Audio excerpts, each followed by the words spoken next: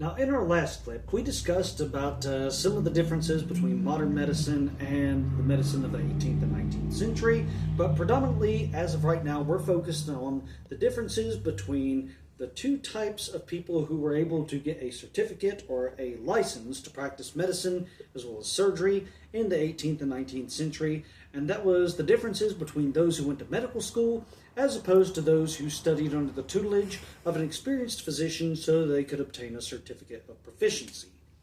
But whether you obtained a license or a certificate, one way or the other, you were good to go. You could practice on whoever so long as you set out your legal shingle as an experienced physician.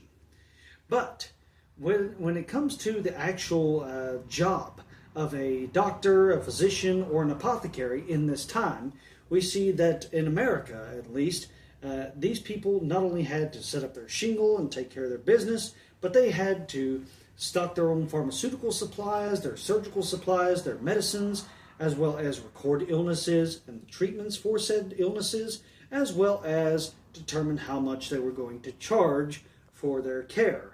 And interestingly enough, people back then, they were not going to charge nowhere near as much as what they would today.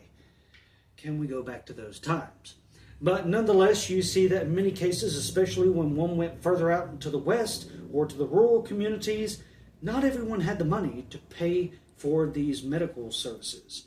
Now, some physicians, they accepted only money, but others, such as Ebenezer Roy or Daniel Pierce, both of whom had practiced out in the wilderness or the rural communities, they accepted services in kind, ranging from salt pork to rye, a linen handkerchief, butter, brown sugar, and even a bushel of Injun meal.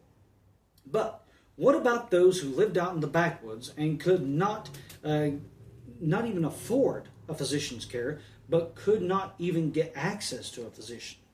Well, for that we have to look to the modern housewife, and she in many cases would be the one who is treating all these illnesses, taking care of everyone, whether it be the fever, the ague, so on and so forth, and she's also going to help with certain procedures or surgeries, only relying upon the physician when they get to be too bad. Now, in this case, as Benjamin Franklin put it, everyone was his own physician. But we see that there was a book that Benjamin Franklin released in the 1700s called The Poor Planter's Physician.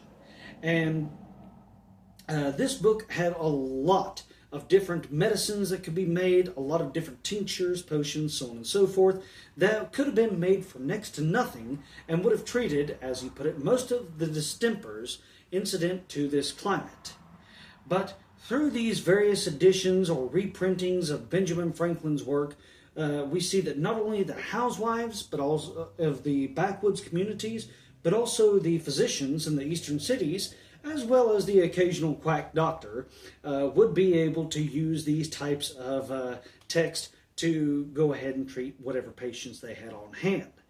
But as you probably guessed already, there were the occasional odd, hairball-schemed medicines, tinctures, and surgical procedures that would have made their way into the fields of medical science and knowledge at that time, and we're going to have to discuss those in a whole nother clip. And buckle up, folks, because it's going to get crazy.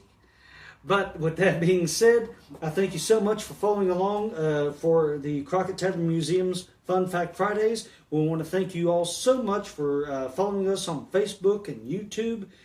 We really appreciate your support. But as always, the best means of support is by coming out to the Crockett Tavern Museum to pay us a visit. And as always, hours of operation and admissions will be listed in the description attached to the video. Until next week, this is Isaac White signing off for now, saying goodbye and God bless.